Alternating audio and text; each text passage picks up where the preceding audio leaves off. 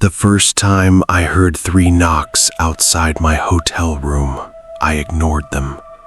The second time, someone tried the handle. But the man in the hallway warned me that if I heard them a third time, I should never open the door. This happened during a work trip through a quiet town in Missouri. After spending the entire day visiting clients, I checked into a small independent hotel with a rustic Western-style interior. The receptionist gave me room 312 on the top floor. The hotel seemed unusually empty, and I didn't see another guest anywhere near my room. At around midnight, while finishing some work on my laptop, I heard urgent voices outside. When I entered the hallway, I saw 2 paramedics beside a stretcher 3 doors away. An elderly man was lying on it. I returned to my room, but when I stepped out again several minutes later, one paramedic was performing chest compressions while the other watched a heart monitor. The continuous tone coming from the machine made it obvious that the man wasn't breathing. One of the paramedics firmly instructed me to go back inside. At approximately 1 in the morning, I finally got into bed. A few minutes later, 3 soft knocks came from my door. I waited, listening carefully. Then they came again. 3 knocks, only louder. I walked over and looked through the peephole. The hallway was empty. As I stepped back, the handle slowly moved downward. Someone was testing the lock. I stared at the strip of light beneath the door. It suddenly disappeared as if someone were standing directly outside. A faint dragging sound moved across the wood, like fingernails brushing against it. Then, everything became silent. Nearly an hour later, I heard a door opening in the hallway. It came from the room where the paramedics had treated the elderly man. When I looked outside, I saw a thin man wearing dark trousers and a white shirt. His eyes were sunken and his face looked drained of color. I asked whether he had known the man on the stretcher. After a long pause, he nodded. Then he said, "We heard 3 knocks. We made the mistake of answering the 3rd time." I asked him what he meant. A slight smile appeared on his face. "They don't always leave with the body." He walked toward the stairwell and disappeared through the door. The following morning, I asked the receptionist about the medical emergency. She looked confused and told me no ambulance had visited the hotel during the night. I described the room, but her expression became even stranger. That room had been vacant for 2 days. She checked the system and confirmed that the few guests staying on my floor were all located at the opposite end of the hallway. I packed immediately. Before leaving, I glanced toward the room 3 doors away. Its door was slightly open. From inside came 3 quiet knocks. I didn't wait for a 3rd set. I ran downstairs, returned my key, and drove away.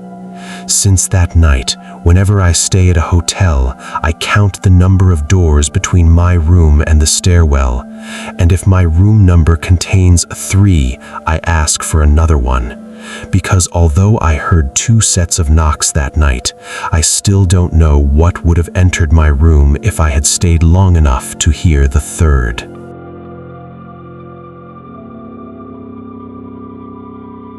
My roommate's ex-boyfriend didn't break into our apartment to steal anything. He entered because he wanted her to find him waiting inside her bedroom closet. My roommate, whom I'll call Chloe, had recently ended a relationship with a man named Ryan. I had met him several times, and he always seemed relaxed and friendly. But after their breakup, his behavior changed completely. He began sending threatening messages, showing up uninvited, and refusing to accept that the relationship was over. Chloe eventually obtained a restraining order. 2 nights later, while I was playing a game in my room, she appeared at my door looking terrified. Ryan had smashed her bedroom window and thrown a bag of her clothes inside. The window was beside the raised bed where she slept. He knew its exact location. We called the police and waited. While we did, Ryan sent messages accusing Chloe of stealing his vape and warning her that she had made a serious mistake. The police arrived several hours later, took our information, and told us to call immediately if he returned. The following evening, I had to work late. Before leaving, I told Chloe to lock every door and remain alert. At around 10:30, she took a bag of trash outside. As she returned, she thought she saw a dark figure enter her bedroom. She searched the apartment but found nobody. Believing that fear was affecting her imagination, she went back to her room and sat on the bed. A few minutes later, she opened her closet to get some cleaning supplies. Ryan was standing inside. He wasn't angry or breathing heavily. He was completely still, staring at her with a blank expression. In a cold voice, he said, "I only came for my vape." Chloe knew that any sudden movement could provoke him. She spoke calmly and pretended that his presence didn't frighten her. While continuing the conversation, she secretly sent me a message telling me that Ryan was inside her closet.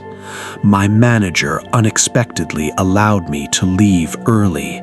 The moment I saw Chloe's message, I called emergency services and rushed home. Chloe kept Ryan talking until officers arrived. They entered the apartment and found him still inside her bedroom. The police later discovered that he had climbed through the broken window before Chloe took out the trash. He had been hiding inside the closet while she searched every other room. But that wasn't the most frightening detail. Chloe remembered hearing noises inside her bedroom before I left for work. We believe Ryan may have entered hours earlier and remained inside the closet, silently listening to us discuss what we would do if he returned. The police arrested him for violating the restraining order and breaking into the apartment. Chloe moved out soon afterward. Before leaving, we emptied the closet together. Scratched into the inside of its wooden door were several short lines. Ryan had been counting something. We never discovered whether he was counting the hours he spent hiding there or the number of times Chloe walked past him without realizing she wasn't alone.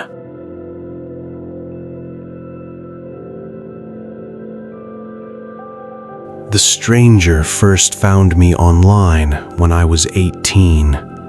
3 years later, he found me again on another platform. Then one night, he stopped sending messages and appeared behind me in the street. I had recently moved into university accommodation when an unfamiliar Instagram account followed me. My profile was public, so I didn't think much of it. The man introduced himself as Ethan. He looked close to 30, with pale skin, messy brown hair, light blue eyes, and an emotionless expression. Our conversation began normally, but quickly became uncomfortable. He asked whether I was single, what I was wearing, and whether I wanted to play truth or dare. My friend Daniel was visiting, and because we were young and curious, we agreed to play. When Ethan asked me to choose, I selected truth. His question was simple. How are you enjoying your new university? Daniel and I stopped laughing. I had never told Ethan that I was a student. My profile didn't mention the university, and none of my photographs revealed where I lived. I blocked him. 2 years later, after moving into a house with Daniel and 2 other friends, another account messaged me. It was Ethan.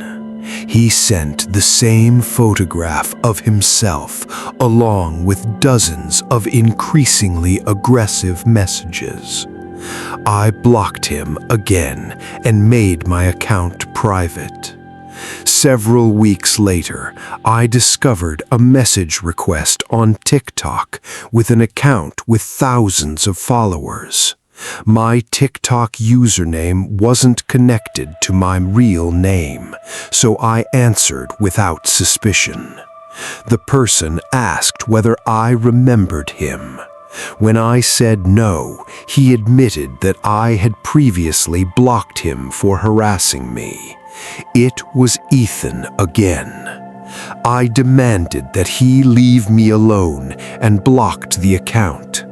After that, I began saving screenshots in case I needed to contact the police. A few nights later, I took a train home after meeting friends in the city. The streets near the station were quiet, and I was texting while walking. Then I heard footsteps behind me. When I stopped, they continued for several seconds before also stopping. I turned around. A man stood beneath a streetlight several meters away. The pale skin, messy hair, and bright blue eyes were unmistakable. It was Ethan. He greeted me by name as casually as if we were old friends. I ran. I reached my residential complex and rushed around the corner toward my house. My hands shook so badly that I could barely unlock the door. Daniel and another roommate were inside.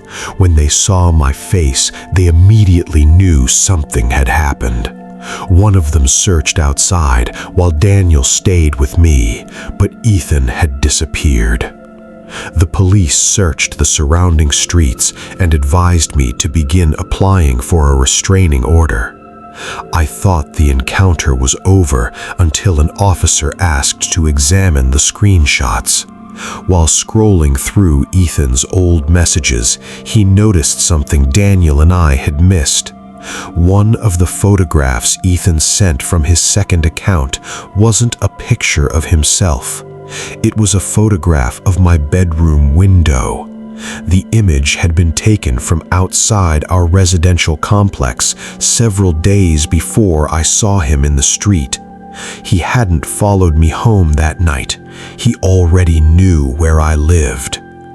I've since moved again and deleted my public accounts.